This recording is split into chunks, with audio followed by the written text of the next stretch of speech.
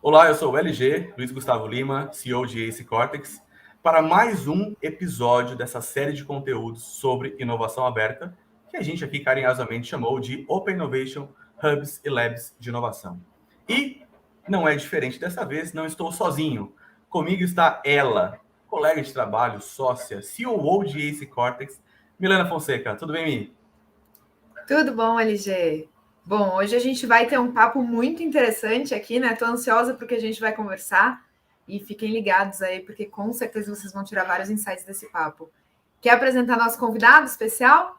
Olha, ele é muito especial, mas ele é mais do que especial, Milena. Não sei nem a palavra. Vocês devem estar percebendo que eu estou empolgado aqui naturalmente, porque ele é um amigo de longa data já. E longa data, para quem trabalha com inovação, significa mais de 2, 3 anos, não 10, 15, tá? Então, uns 3, 4 anos aí.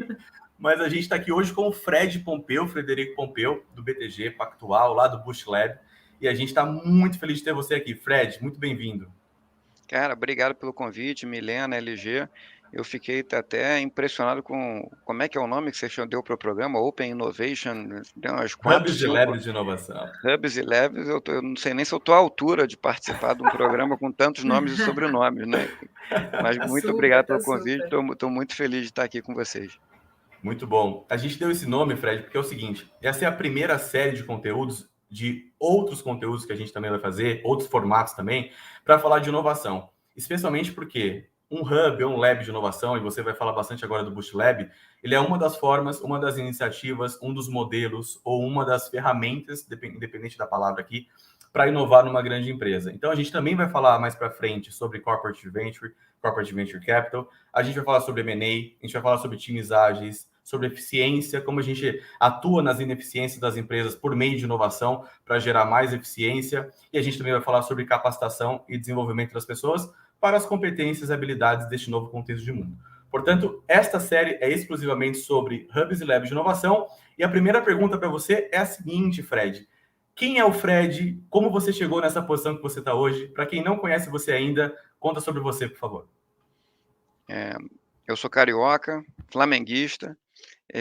Comecei no banco há bastante tempo atrás. Eu costumo brincar que eu tive 3 empregos na vida: Pactual, UBS Pactual e BTG Pactual. Então, eu entrei como a maior parte das pessoas aqui no banco, entrei pelo back-office do banco lá no Rio, e aí, depois eu vim para São Paulo, e aí em São Paulo eu assumi a posição de sales. Sales é área de vendas na prática, né, e que faz o relacionamento com clientes institucionais na parte de renda fixa, moedas, derivativos e crédito. Clientes institucionais é tudo aquilo que não é uma pessoa física e nem uma empresa. Então eu cobria bancos, fundos de pensão, seguradoras, clientes institucionais em geral. E aí, foi mudando um pouco de acordo com o banco que eu trabalhava, né. Quando era Pactual só era mais focado em renda fixa, quando era UBS Pactual ficou focando mais em câmbio, depois que virou BTG Pactual a gente acabou fazendo mais derivativos, crédito, e aí ficou um pouco de tudo. Eu assumi como head da área, e eu comecei a cobrir também fintechs, né. E aí quando você começava a cobrir Nubank, Stone, você começava a ver que o ciclo das empresas era muito mais rápido do que os ciclos das empresas que a gente estava acostumado no passado, né. Então, se você pega a Stone, por exemplo, que é um caso clássico, ela entrou num setor extremamente concentrado, só com player relevante, com sócios com o que a gente chama de bolso fundo, né, e ela começou do nada e 5, 6 anos depois ela tinha feito IPO na Nasdaq e era a maior empresa daquele setor. Então a gente começou a ver ciclos que a gente não costumava, não estava acostumado a ver. E aí eu comecei a conversar com meus sócios aqui e falar: "Turma, a gente tem que ajudar esses empreendedores desde o início". Para quem não conhece, né, voltando até um passo atrás, o BTG Pactual é um banco que apoia o empreendedorismo, né, então a gente, desde sua fundação, é um banco líder em qualquer, league table de capital markets. Então a gente é líder em IPOs, M&As, em dívida, em crédito em dívida e crédito, mesma coisa, mas é a gente sempre teve empurrando os empreendedores nas diversas etapas de crescimento da empresa. E aí eu comecei a provocar tudo, falei: "Cara, a gente tem que ficar perto desses empreendedores, dessa nova, economia, nessa nova forma de fazer negócio, que ali é a hora que ele mais precisa de ajuda. E aí é natural que se você está ajudando ele desde o início, quando ele for fazer o IPO, quando ele for comprar alguém lá na frente, que ele volte para falar com aquele cara que ele já tem relacionamento, com aquele cara que ajudou ele quando ele mais precisava. E aí, ao longo desse processo, a gente viajou bastante, foi para os Estados Unidos, foi para a China, conheceu os principais benchmarks do mundo, conversamos com bastante gente aqui no Brasil também, foi aí nesse processo que eu conheci lá o Pedro, da Ace originalmente, depois conheci o time todo da Ace, e a gente acabou, fazendo essa parceria com a Ace, que começou em 2018, quando foi o primeiro batch do Boost Lab, com um programa bem que como o Pedro gosta de falar de empreendedor friendly, né, ele não tem equity, não tem right to match, não tem nenhuma amarra para o empreendedor passar lá. O que a gente gosta de falar é falar: "Cara, as pessoas que a gente vai trazer para falar com vocês são tão capacitadas, eles são tão legais, que, pô, você vai querer vir, não é porque você tem uma obrigação contratual comigo que você tem que vir". E aí foi muito legal, porque a gente acabou fazendo essa cultura de inovação, entremear o banco, né, e a impulsionar ainda mais o empreendedorismo e o intraempreendedorismo que a gente já tinha aqui, e hoje a gente já está no batch 8 aqui do Boost Lab. Acabei não falando, eu sou formado em engenharia de produção pelo UFRJ, tenho um MBA pelo IBMEC, e já fiz alguns cursos em Harvard e na Singularity University também. Que era pergunta de mim, eu acabei, passando um pouquinho por tudo. Não, excelente. Fred, você trouxe pontos muito relevantes de como surgiu o Bush Lab e do ímpeto que vocês tiveram, né, de por que trabalhar com fintechs, quais foram os principais gatilhos. E hoje eu queria perguntar para você, quando as principais empresas estão tentando criar hubs e labs de inovação, um dos maiores desafios é ter isso muito bem conectado com a estratégia, de fato, que para que gere relevância para as startups, mas também relevância estratégica para a empresa, né? Como hoje o Boost Lab está conectado com o BTG Pactual e com a estratégia de inovação do BTG Pactual? Isso é um negócio legal de falar, Milena. Primeiro, só uma pequena correção: a gente não faz negócio só com fintechs, acho que tem a tendência, talvez, pelo mercado de fintechs estar muito quente, é natural que você acabe, muitas vezes, até se referenciando ao universo de startups como fintech. E existe até aquela brincadeira que no futuro toda startup vai ser uma fintech também. É Mas, na verdade. verdade, o nosso foco aqui são o que a gente chama de banking related services. E aí, o que que é um banking related? São tecnologias ou soluções que nos ajudem a desenvolver novas áreas de negócio, que ajudem a acelerar processos ou otimizar processos que a gente tinha internamente. Então a gente já, potencializou, que é o termo que a gente gosta de falar para as empresas que passaram pelo Boost Lab, empresas de marketing, empresas de jurídicas, startups até de agricultura e, naturalmente, sempre tem fintech em todo batch. Mas voltando à sua Excelente. pergunta, acho que, e foi um desafio que a gente passou aqui dentro, logo no início a gente pensou muito e falou: "Cara, vamos trazer alguém de mercado que já tenha relacionamento com as startups para coordenar o Boost Lab aqui?". E depois de entrevistar muita gente, conversar com muita gente, a gente falou: "Cara, não vai funcionar". E aí, por que que eu acho que não vai funcionar não só aqui, como em outros lugares também que queiram fazer os seus programas, de empreendedorismo, intraempreendedorismo e inovação.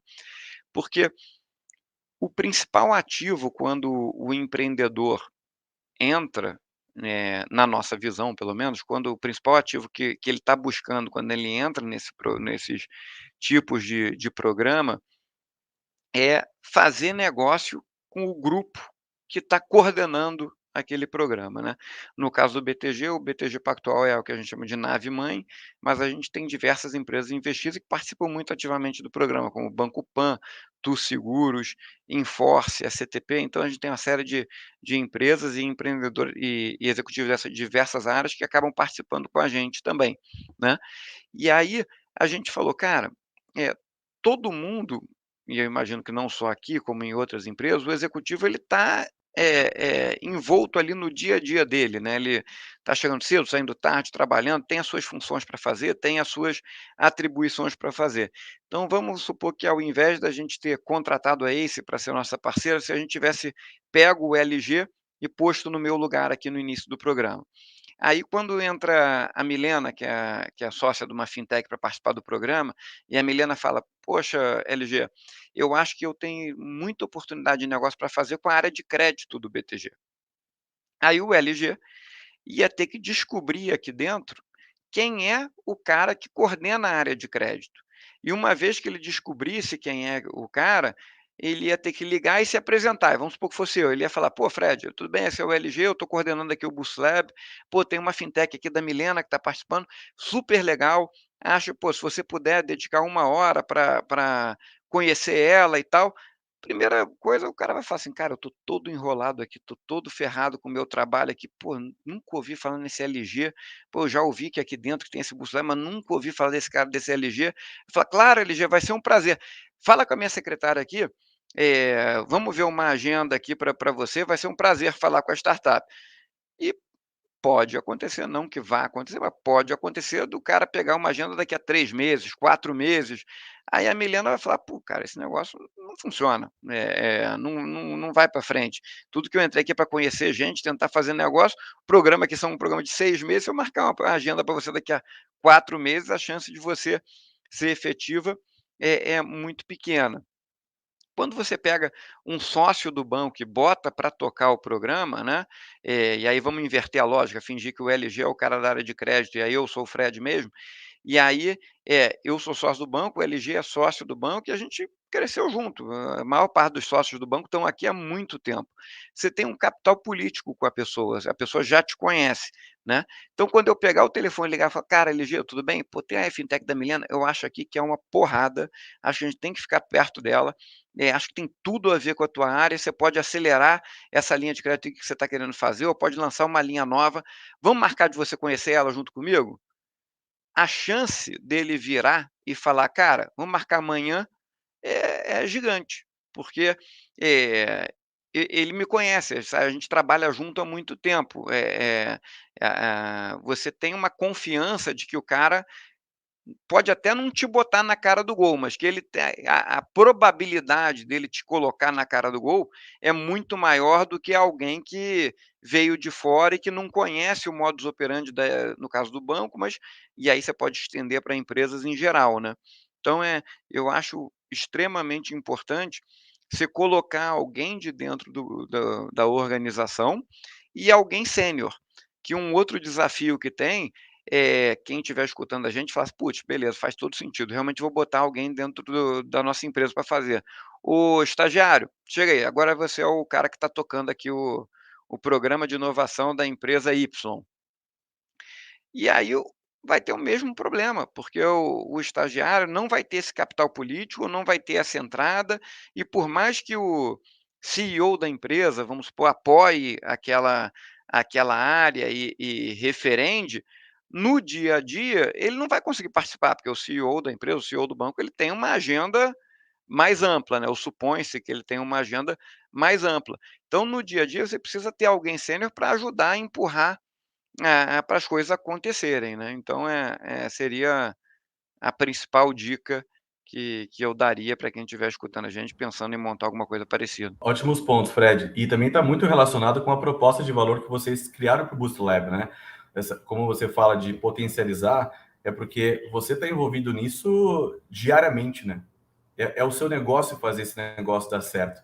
Então, nesse sentido, acho que vale a pena também a gente aproveitar que você trouxe esse ponto para falar o seguinte: quais são os resultados do Boost Lab até agora, Fred? De 2018 para cá, acho que inclusive vale até a pena você falar sobre aquela premiação global que o Boost Lab tem recebido.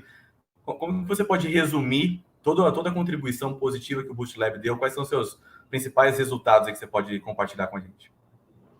Acho que esse é um negócio muito legal de comentar realmente, LG, porque quando a gente montou o Boost Lab, a gente não sabia muito o que a gente ia fazer ou como fazer, se a gente fazia que nem outros bancos, falar: "Cara, vamos montar um prédio aqui, encher de startup e ver o que sai e tal".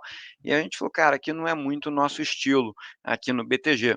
Então a gente resolveu fazer um programa que a gente pudesse convidar poucos por semestre, na linha de tentar filtrar para as melhores soluções disponíveis naquele momento, porque uma vez que você tem pouco, você consegue dedicar tempo, esforço, recurso para fazer as coisas acontecerem, né. E aí ele foi evoluindo de uma forma muito natural aqui no banco, e acho que tem vários exemplos legais para comentar, assim, são realmente muitos, eu vou me concentrar em alguns. Então acho que um exemplo que eu gosto de comentar é o caso do BTG Mais Business, por exemplo, que hoje é a nossa área que dá crédito para pequenas e médias empresas. Antecipação de recebível de risco sacado, para quem estiver escutando a gente e não saber o que que é basicamente quando uma pequena e média empresa vende para uma empresa grande, e a empresa grande recebe o produto e fala: "Legal, eu vou pagar para você daqui a 90 dias, daqui a 120 dias". E aquela pequena empresa, ela precisa dos recursos na hora, porque ela precisa pagar a folha, precisa pagar os impostos, ela precisa rodar. Só que, como a gente sabe, no Brasil você tem pouca disponibilidade de crédito para pequenas e médias empresas. O que que essas empresas fazem? Pegam esse recebível dessa empresa grande e falam: "Ó, eu já entreguei para essa empresa grande, então não tem mais o risco, agora você vai correr o risco dessa empresa grande não me pagar. Então você me", sei lá, se a empresa grande, deve 100 para a empresa da Milena, a Milena vira e fala assim: "Ó, eu tenho 100 a receber daqui do Fred", ela vira para o LG e fala: "Pô, LG, o Fred daqui a 90 dias vai me pagar 100". Aí o LG fala: "Legal, vou te dar 98 agora", e aí a Milena pega 98 agora, daqui a 90 dias, quando eu for pagar, em vez de eu pagar para a Milena, eu dou os 100 para o LG, e o LG ganhou os 2 de spread. Essa é a operação. A gente foi uma operação que a gente sempre fazia aqui no banco. Só que, como a gente não tinha tecnologia, a gente fazia muita coisa operacional antes, não tinha tecnologia para escalar a operação, né, só para deixar claro, a gente focava em tickets grandes. Quando no primeiro batch do Boost Lab passou uma empresa aqui chamada Liber Capital, que ela é especializada, é um marketplace de antecipação desse tipo de recebível, e a gente começou a interagir com os empreendedores e conhecer os empreendedores, a gente viu que através de tecnologia você conseguia escalar esse tipo de operação, porque ele faria sempre o mesmo tipo de contrato, ele cuidaria da cobrança, ele cuidaria da estruturação da operação, então ficava muito mais fácil para o banco virar e falar assim: "Ah, o risco dessa empresa Y, eu tenho 100 milhões de reais de limite para ela". E aí ele vai enchendo o copinho, quando chegar em 100 milhões ele avisa para a gente. Então a gente, começou a fazer operações até de, poucos reais, coisa que a gente fazia só antes só de dezenas de milhões de reais, a gente conseguiu escalar esse tipo de operação, e hoje, 2 anos depois da gente ter lançado efetivamente essa área aqui no banco, a gente tem, posso estar equivocado nos números, mas cerca de 15 bilhões de reais de crédito para pequenas e médias empresas, numa operação que começou aqui dentro do Boost Lab. E a gente acabou investindo nessa empresa, que é uma segunda derivada daqui do programa. A gente conheceu alguns empreendedores que a gente gostou muito, que eram apaixonados por suas soluções, eram de extrema competência e capacidade, que a gente falou: "Cara, por que não se tornar sócio desses empreendedores?".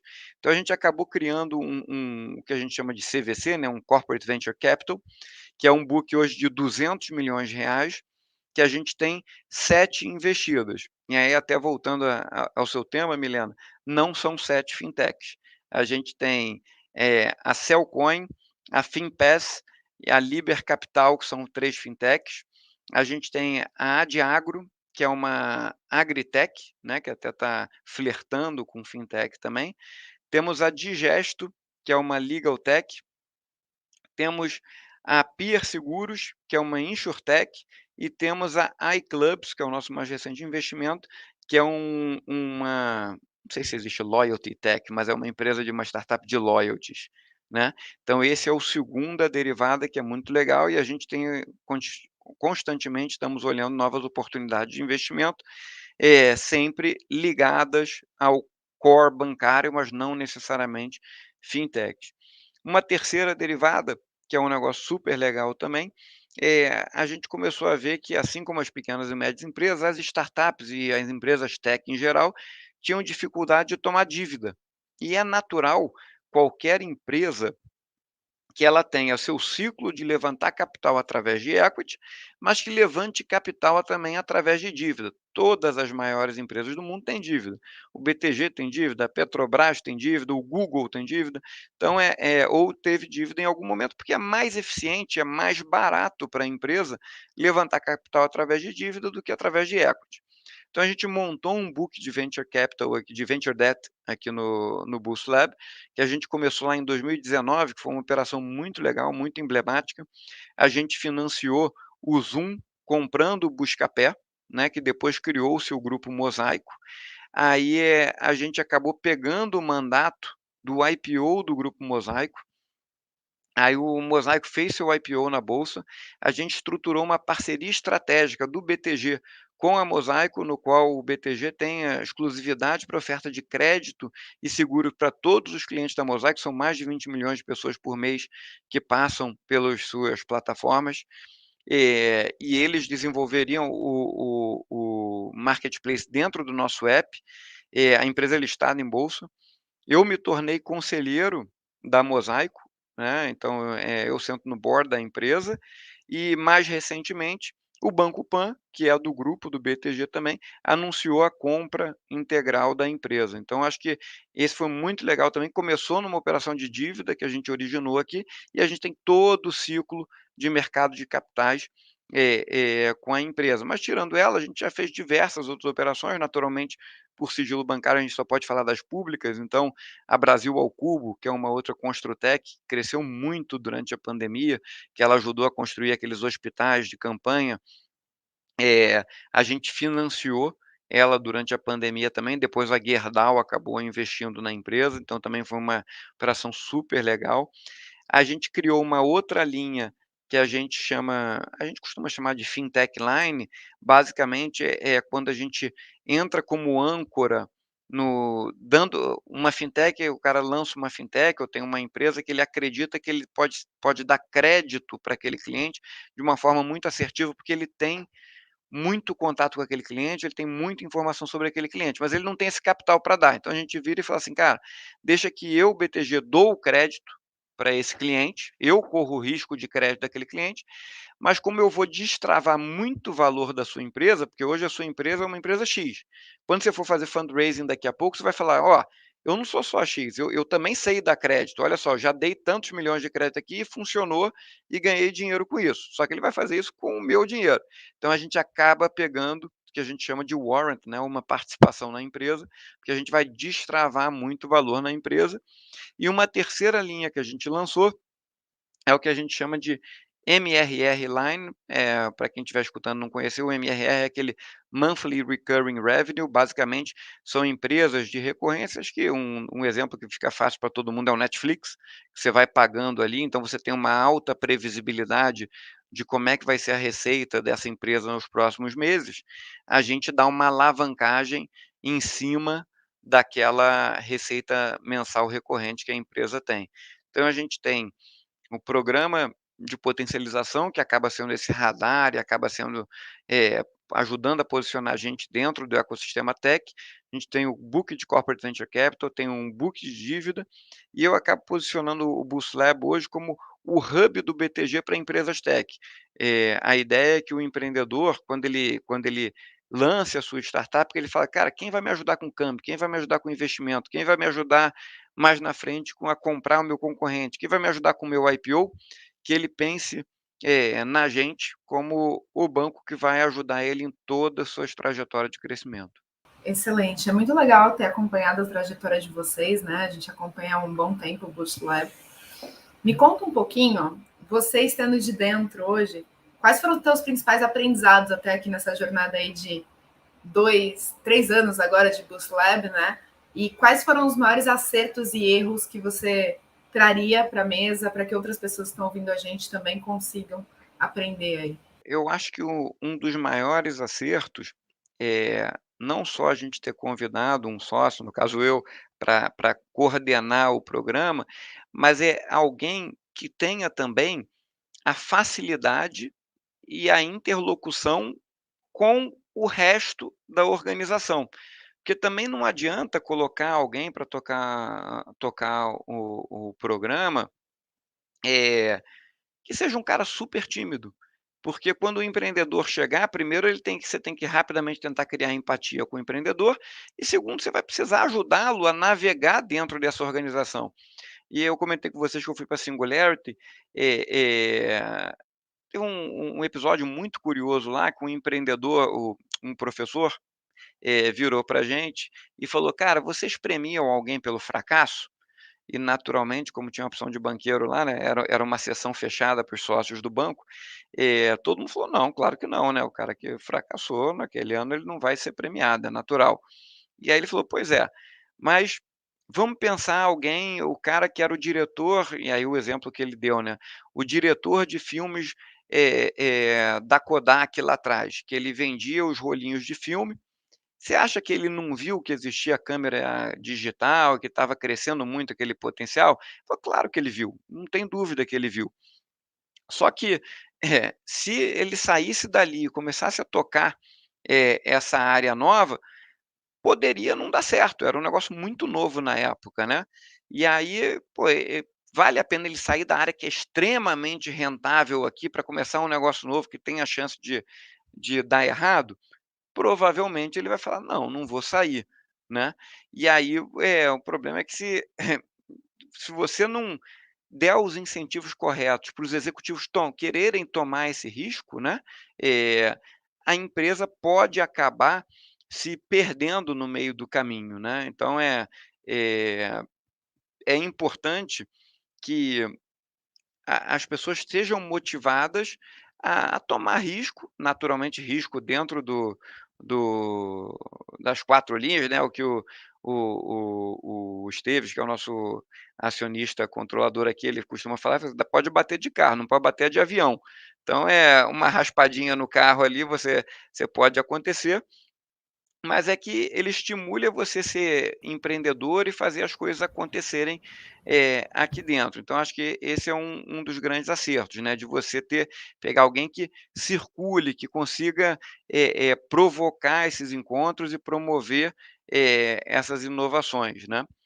E eu não sei se dizer que é um erro ou talvez que, não dá para dizer que foi um erro, porque é um negócio muito legal e eu fiquei amigo do empreendedor e tal, mas uma das empresas que a gente convidou para o Boost Lab era uma empresa que a gente achava que tinha muito potencial, um dos primeiros bets, naturalmente não vou falar o nome, mas que a gente achava que podia ter muito potencial, mas tinha pouco fit com o banco.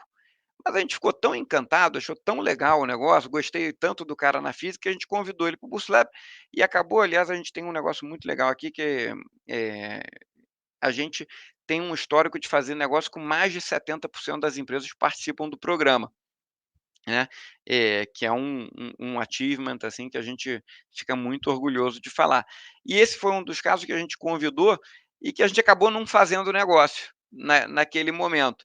E aí acho que uma das coisas que a gente pensou é exatamente sempre quando a gente for selecionar alguém, tentar meio que ter uma área que pode até não fazer negócio, mas uma área que acredite que vai ter muita probabilidade de fazer negócio com aquela startup, para a gente tentar o máximo possível gerar sinergias, né. E um negócio que o LG chegou a comentar, eu acabei não comentando, a gente acaba não trabalhando com esse objetivo, mas a gente fica muito feliz quando acontece e a gente, ganhou não só uma vez, mas ganhou por 3 vezes consecutivas, brinco até que a gente pode pedir música no Fantástico, não só a gente como a Ace também, eh, porque a gente ganhou o prêmio da revista Global Finance como um dos principais centros de inovação do mundo, sendo o único do Brasil a constar 3 anos consecutivos na lista, né, então a gente fica muito orgulhoso e feliz do trabalho estar sendo reconhecido. Com certeza. O orgulho é presente e vamos atrás do terceiro agora, né? Do quarto. E, do quarto. E Fred, me conta um pouquinho. Você falou um pouco dos seus aprendizados, né? Qual que é o seu principal sonho e seu principal desafio agora à frente do Boost Lab? Eu acho que, o principal sonho é a gente ser que hoje eu entendo que a gente ainda está amadurecendo, né, mas, acho que a gente está numa velocidade sim, pode ser mais rápido, mas numa velocidade boa e num caminho legal para a gente ser esse banco do ecossistema tech aqui na América Latina. Mas o principal sonho é que não seja um caminho, que seja a realidade, que todo empreendedor, quando pensar, fala: "Cara, eu tenho que falar com um banco, que eu preciso de ajuda para abrir uma conta, para tomar uma dívida, para fazer um câmbio, para fazer um investimento", que a gente seja top of mind, e um dos primeiros nomes que venham na cabeça dele. Então esse é o principal sonho. Eh, e acho que um dos desafios grandes para isso, é que eu acho que os empreendedores ainda, principalmente no Brasil, ainda têm, não sei se é a palavra correta, mas algum, a palavra correta seria medo, mas assim, ou um desconforto, pelo menos, com os instrumentos disponíveis, né. Então você ainda vê o venture debt, que é um instrumento que é super utilizado nos Estados Unidos e na China, que é natural, né, você tomar dívida. Aqui no Brasil você vê ainda os empreendedores com algum medo de tomar dívida, eles preferem vender equity do que tomar dívida, e aí quando ele olha ex-post, ele fala: "Putz, cara, devia ter tomado dívida, que seria muito mais barato hoje". Mas acho que é um processo de amadurecimento do ecossistema, a gente vem ele está vendo ele evoluir ano após ano, e entrando inclusive outros bancos seguindo a gente, acho que a gente foi precursor nessa modalidade aqui no Brasil. Então quando você começa a ver que você está começando a ser copiado, quer dizer que você está, pelo menos, indo numa direção correta, né. Então acho que é um dos desafios é que seja ponto pacífico para o empreendedor e falar: "Cara, eu vou olhar uma rodada de equity, mas vou olhar uma rodada de dívida também, que vai me ajudar a chegar na próxima etapa e de uma forma mais barata".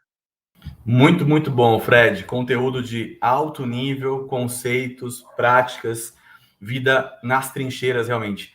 Se eu peguei tudo corretamente, acho que o consolidar de tudo é o seguinte, né, Fred? Eu queria muito que você encerrasse nosso bate-papo dando um tweet que, para mim, algumas coisas soaram assim, chamaram mais atenção. Por exemplo, levar o programa a sério a ponto de não delegar ele para uma pessoa, ser um exército de uma pessoa só, mas envolver a organização, envolver a alta liderança, fazer com que realmente as iniciativas tenham cunho estratégico, elas permeiem a organização e, acima de tudo, que você também tenha foco em fazer a coisa acontecer de verdade, promovendo e gerando valor para os empreendedores que se conectam com a empresa. Então, o último pedido que eu faço aqui, que a Milena e eu, a gente te convida a fazer é, num tweet, qual é a dica de ouro que você dá para quem está assistindo aqui agora, acompanhando a gente agora, que tem o desejo de começar a fazer alguma coisa parecida com o Boost Lab, mas que não sabe nem por onde começar? Qual é o tweet de ouro para essa pessoa? Tem um report que eu gosto muito da CB Insights, que ele fala que para você permear a inovação dentro de uma organização, você tem que ter o que ele chama lá, porque é um relatório em inglês, chama will e skill. Você tem que ter o senior management, motivado e olhando para frente, sabendo que a qualquer momento ele pode ser disruptado, e você tem que ter o corpo da organização comprado naquela tese também, né. Porque não adianta, a pior coisa que pode acontecer é eu ser o chefe do LG e virar: "LG, cara, você tem que pintar essa parede aí de atrás de verde". E você virar e falar assim: "Cara, mas eu acho que fica melhor branca, cara, eu gosto de branca". Eu falo: "Cara, não me interessa, eu sou teu chefe, estou mandando você pintar de verde, e é isso aí, e pinta de verde". Aí, das 2 uma, ou você vai virar, vai esperar eu sair de férias e falar: "Cara, depois eu pinto esse negócio de verde, porque eu acho que não vai ficar legal verde", ou você vai pintar de verde de mau humor, né, porque você vai falar: "Cara, pô, eu não acredito nesse negócio. O cara tá mandando, mas eu não acredito, acho que não é o correto e tal". Então, não adianta o senior management, né, as lideranças da organização falarem: "Cara, a gente precisa fazer isso daqui, porque esse aqui é o caminho correto", se o corpo da organização não acreditar nele. E, ao mesmo tempo, também não dá para alguém de baixo virar e falar para o CEO, falar: "Cara, ó, eu acho", se ele não tiver aberto a cabeça, né, "eu acho que você tem que ir para cá". Se o CEO falar que está indo para lá, não adianta você querer criar um programa, ou um centro de inovação, ou como vocês gostarem de chamar, tem diversas maneiras de chamar, para a plateia, né, só porque o mercado de capitais está te cobrando, você é uma empresa listada e todo mundo te pergunta, assim como te pergunta hoje de ESG, te pergunta: "Aí, o que que você está fazendo de negócio com startup?". Para fazer isso, cara, sinceramente é melhor não fazer. Tem formas baratas de você fazer do que você fazer isso. Então, meu tweet aí seria, cara, busque um alinhamento entre o senior management e o corpo da organização, para uma vez que tiver alinhado e todo mundo achando, naturalmente vão ter desavenças, né? Mas quando o grosso tiver alinhado, todo mundo tiver alinhado que você tem que buscar outras coisas para olhar e que você pode ser disruptado. Nesse mesmo report, só para terminar, se estiver me estendendo muito, você me avisa, mas ele tem um exemplo que eu gosto muito lá, que ele fala que antigamente o CEO da BMW precisava olhar o que a Mercedes estava fazendo só. Hoje, esse mesmo CEO, ele tem que olhar o que a Mercedes está fazendo, que é o seu competidor direto. Ele tem que olhar o que a Tesla está fazendo, que ela produz carro, mas produz carro de uma maneira diferente, não é a combustão elétrica, e tem que olhar o Uber. Muita gente deixou de ter carro para fazer um esquema de andar de outro. Então, às vezes, a disrupção vem de onde você menos espera, né? Então, eu sou colunista da Exame, então quem puder fazendo o jabá aqui, entre lá e olhe minhas colunas, eu costumo falar muito sobre isso também, sobre disrupção e como você tem que ficar atento ao que está acontecendo no mercado para você não ser disruptado, tanto na física quanto na jurídica. Com certeza. Fred, a gente chegou ao fim aqui da nossa entrevista. Queria te agradecer muito pela sua participação. Com certeza você trouxe vários insights para todo mundo que está ouvindo a gente. Felizmente o LG caiu aqui por problemas técnicos, mas é sempre um prazer estar contigo. Espero que a gente tenha ainda muito tempo de parceria e que todos os ouvintes aqui aprendam muito e consigam levar um pouco dos aprendizados do Boost Lab para a vida. Então, muito obrigada, viu? Foi um prazer tê-lo conosco. Obrigado ao convite, Milena. Manda um abraço para a LG. Pode deixar.